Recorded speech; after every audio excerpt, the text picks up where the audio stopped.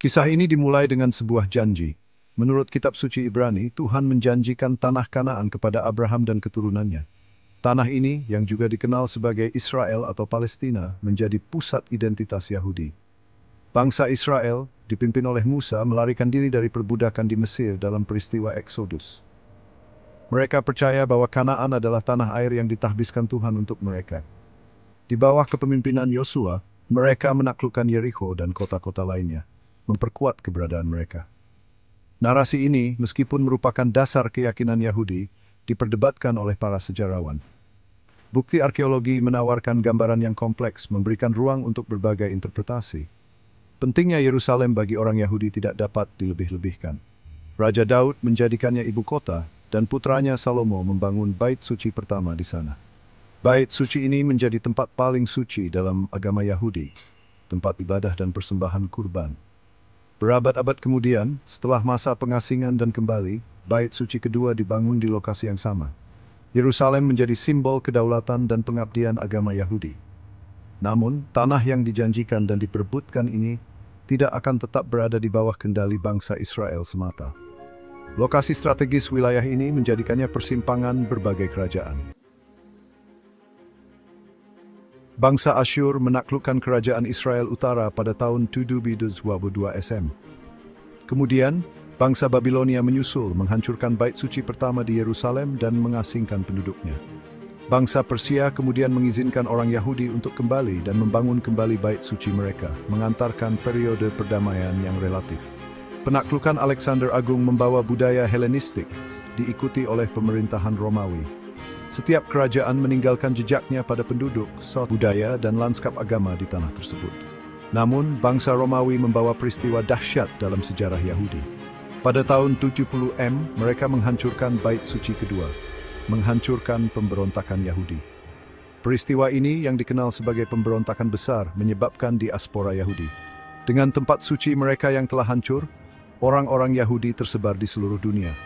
Namun kerinduan akan tanah air kuno mereka tidak pernah benar-benar pudar. Tanah Kanaan, yang dijanjikan dan hilang, tetap terukir dalam ingatan kolektif mereka. Tanah itu terus menyaksikan bangkit dan jatuhnya kerajaan-kerajaan. Kekaisaran Bizantium dengan kaisar-kaisar Kristennya memerintah selama berabad-abad. Kemudian pada abad ke-7, sebuah kekuatan baru muncul, Islam. Tentara Arab di bawah panji Islam menaklukkan wilayah tersebut, termasuk Yerusalem. Kubah batu, sebuah tempat suci Islam yang megah, dibangun di atas bukit bait suci, semakin memperkuat makna religius kota itu bagi umat Islam. Selama berabad-abad, umat Islam menjadi mayoritas di tanah itu, sementara komunitas Yahudi tetap tersebar. Perang Salib, serangkaian perang yang dimotivasi oleh agama, membawa orang Kristen Eropa berkuasa di Yerusalem untuk waktu yang singkat. Namun, pemerintahan mereka berumur pendek. Kekaisaran Ottoman, sebuah kerajaan Muslim yang kuat, mengambil kendali pada abad ke-16, mengantarkan periode stabilitas relatif yang berlangsung hingga awal abad ke-20. Di bawah pemerintahan Ottoman, orang Yahudi, Kristen, dan Muslim hidup bersama, meskipun dengan ketegangan. Namun hubungan orang Yahudi dengan tanah itu tidak pernah sepenuhnya terputus. Para peziarah terus mengunjungi Yerusalem, berdoa di tembok barat, sisa-sisa bait suci kedua. Tanah lelah nenek moyang mereka tetap menjadi simbol yang kuat, tempat kerinduan dan harapan. Menjelang akhir abad ke-19, dunia menyaksikan munculnya nasionalisme. Orang-orang Yahudi di Eropa yang menghadapi diskriminasi dan kekerasan yang terus-menerus mulai memimpikan tanah air mereka sendiri. Impian ini menemukan ekspresinya dalam Zionisme, sebuah gerakan yang mengadvokasi kembalinya orang Yahudi ke tanah kuno mereka. Theodor Herzl, seorang jurnalis Yahudi yang ngeri dengan antisemitisme yang disaksikannya, menjadi tokoh utama gerakan tersebut. Zionisme, yang didorong oleh kerinduan akan keamanan dan penentuan nasib sendiri, mendapatkan momentum. Orang-orang Yahudi yang menghadapi pogrom dan penganiayaan di Eropa Timur mulai bermigrasi ke Palestina, yang saat itu merupakan bagian dari Kekaisaran Ottoman. Mereka membeli tanah dan membangun komunitas pertanian. Namun, arus imigran Yahudi ini memicu ketegangan dengan penduduk Arab yang sudah ada. Deklarasi Balfour tahun 1911, sebuah surat dari Menteri Luar Negeri Inggris Arthur Balfour kepada Lord Rothschild, seorang pemimpin komunitas Yahudi Inggris, semakin mendorong gerakan Zionis. Deklarasi tersebut menyatakan dukungan untuk pembentukan rumah nasional bagi orang Yahudi di Palestina, sambil juga melindungi hak-hak sipil dan agama komunitas non-Yahudi yang ada. Namun, deklarasi tersebut mendapat reaksi beragam.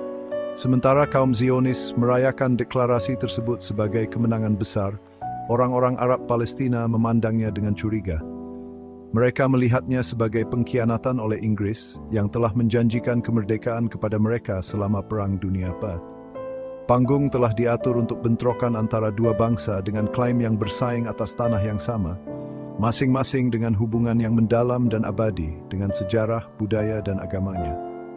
Perebutan tanah dan pengakuan akan memasuki babak baru yang berdarah.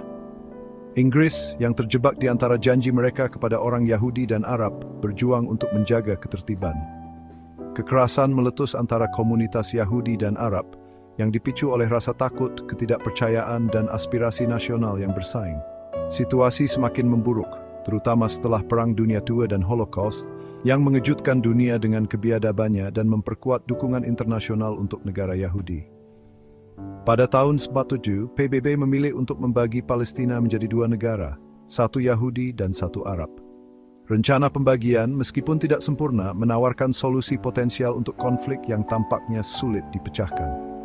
Para pemimpin Yahudi menerima rencana tersebut, bersemangat untuk mendirikan negara di tanah air kuno mereka. Namun, orang-orang Arab Palestina menolak rencana tersebut, menganggapnya sebagai pengambilalihan lebih lanjut atas tanah mereka. Sehari setelah Israel mendeklarasikan kemerdekaan pada negara-negara Arab tetangga menyatakan perang, menandai awal Perang Arab-Israel 1948. Perang tersebut merupakan peristiwa dahsyat bagi kedua belah pihak, perjuangan untuk bertahan hidup yang meninggalkan bekas luka yang masih membekas hingga saat ini. Israel keluar sebagai pemenang, memperluas wilayahnya di luar garis pembagian PBB. Ratusan ribu orang Palestina melarikan diri atau diusir dari rumah mereka, menjadi pengungsi di negara-negara Arab tetangga. Pemindahan massal ini yang dikenal sebagai Nakba atau bencana oleh orang Palestina tetap menjadi peristiwa yang sangat traumatis dalam ingatan kolektif mereka. Ini adalah pengingat nyata akan kerugian manusia akibat konflik, kehilangan, pemindahan, dan penderitaan yang dialami oleh kedua belah pihak. Perang tahun 1948 tidak menyelesaikan konflik, melainkan menabur benih untuk konflik di masa depan dan puluhan tahun ketidakpercayaan dan permusuhan.